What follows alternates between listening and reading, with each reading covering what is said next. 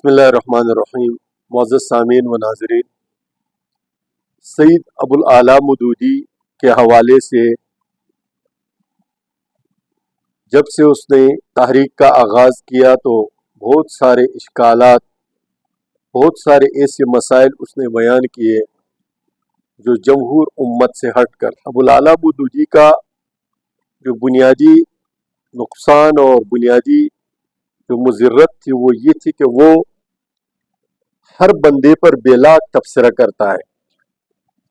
مثلا نبی کریم صلی اللہ علیہ وسلم پر جب وہ تبصرہ کرنے پہ آ جاتا ہے، چاہے تفہیم القرآن میں ہو، چاہے وہ رسائل مسائل میں ہو، یا کسی بھی نبی کے بارے میں وہ بات کر رہا ہے، تو وہ اپنے بیان اور اپنے اس تبصرے میں وہ ایسا ظاہر کرتا ہے کہ یہ نبی علیہ الصلوۃ والسلام ہو گیا، باقی انبیاء ہو گئے، یہ ایک عام انسانوں جیسا تھے، اور جیسا کہ ایک عام انسان کہ کسی تاریخ کی بنیاد رکھتا ہے اور اس کو آگے بڑھاتا ہے اور کامیاب ہو جاتا ہے۔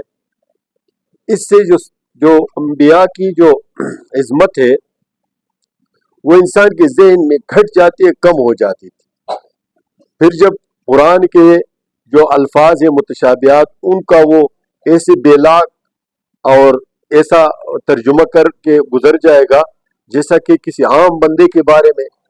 اسی طرح صحابہ کرام کے بارے میں جب ابوالعلا مودودی صاحب کوئی بات کرتا ہے تو ان کو ایسے ظاہر کرتا ہے کہ آج کا مسلمان جس طرح کے حکمرانی کے لیے یا مثلا عہدے کے لیے یا پیسوں کے لیے جس طرح کی ہیرا پھیری کرتا ہے، صحابہ کرام بھی علیہ باللہ اسی طرح تھے۔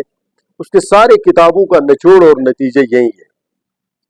لیکن ایسا بھی نہیں ہے کہ اس نے تمام کے تمام سب غلط لکھا ہو یا تمام کے تمام جو ہے وہ ردی کے ٹوکری میں پھینکنے کے قابل ہو، ایسا ہرگز نہیں ہے۔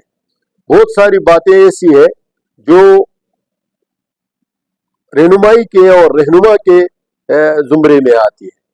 مثلا اس نے اپنے کتاب خلافت ملوکیت میں یہ کہ مسلمانوں میں اختلاف کہاں سے شروع ہوا، مذہبی اختلاف، تو اس نے مسلمانوں سے نکلنے والے 4 فرقوں کا اس نے ذکر کیا ہے۔ سب سے پہلے شیعوں کا ذکر کیا ہے، اس کے بعد خوارج کا ذکر کیا ہے، اس کے بعد معتزلہ کا ذکر کیا ہے، اس کے بعد مرجئہ کا ذکر کیا ہے۔ یہ 4 فرقے اس نے اسلام سے علیحدہ کو ہو کر، اور جو مسلمان اہل سنت والجماعت ہے ان کو اس نے سواد اعظم سے تعبیر کیا ہے۔ تو اب خوارج، شیعہ، معتزلہ اور مرجئہ، یہ 4 فرقے سواد اعظم سے خارج ہیں۔ سواد اعظم سے مراد یہ کہ مسلمانوں کی وہ اکثریت جو صحابہ کرام کو اپنا رہنما مانتی ہے اور صحابہ کرام نے جو نبی کریم صلی اللہ علیہ وسلم سے دین اسلام نقل کیا ہے اس کو درست مانتی ہے، اس کو سواد اعظم کہا جاتا ہے۔ اور اس سے ہٹنے والے فرقے اس نے شمار کیے ہیں۔ تو مطلب یہ کہ اس کے اس بیان سے یہی تاثر ہوتا ہے اور یہی ظاہر ہوتا ہے، اور وہ یہ حقیقت بھی ہے کہ اسلام اپنے اصل حیت کے ساتھ یہ اہل سنت والجماعت کے پاس ہے۔ باقی جو فرقے نکلے اپنے خاص عقائد اور خاص نظریے کے تحت وہ وجود میں آئے، جیسے کہ اہل تشیع ہے، انہوں نے ان کے 72-73 فرقے ہیں، ان سارے فرقوں نے اپنا جو محور اور مرکز عقیدے کا بنایا ہے وہ سیدنا حضرت علی رضی اللہ تعالیٰ عنہ اور اہل البیت کے جو حضرات ہیں۔ تو انہوں نے امت کو یہ تاثر دینے کی کوشش کی کہ دین اصلی جو ہے وہ ان کے پاس تھا اور ان سے جو ہے ہم نے نقل کیا ہے۔ حالانکہ اگر آپ پورے اہل تشیع کے ذخیرہ روایات کو دیکھیں تو حضرت علی رضی اللہ تعالیٰ عنہ سے انہوں نے پورے احادیث کے ذخیرے میں ہمارے اہل سنت والجماعت کی ایک کتاب کے برابر بھی روایتیں ذکر نہیں کی۔ اس طرح حضرات حسنین کریمین سے اگر روایتوں کو دیکھا جائے تو وہ حد درجے کی کم ہے۔ اسی طرح جو حضرت فاطمہ رضی اللہ عنہا سے ہے، اسی طرح بعد کے جو حضرات ہیں۔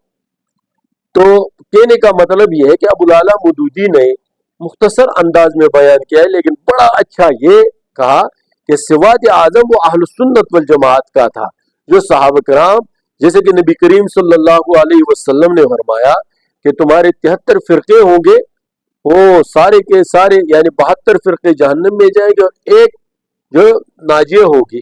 تو صحابہ نے عرض کیا یا رسول اللہ کون سا ہوگا؟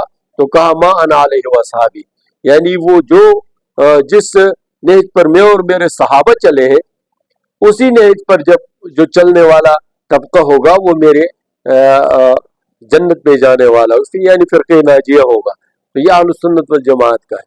یہ ابو العلا مودودی کی بات مجھے بہت پسند آئی تھی، اس لیے میں نے آپ لوگوں کے ساتھ شیئر کیا. آپ لوگ اس بارے میں کیا تاثر رکھتے ہیں کمنٹ سیکشن میں آ کر ضرور بتائیے. السلام علیکم ورحمۃ اللہ وبرکاتہ.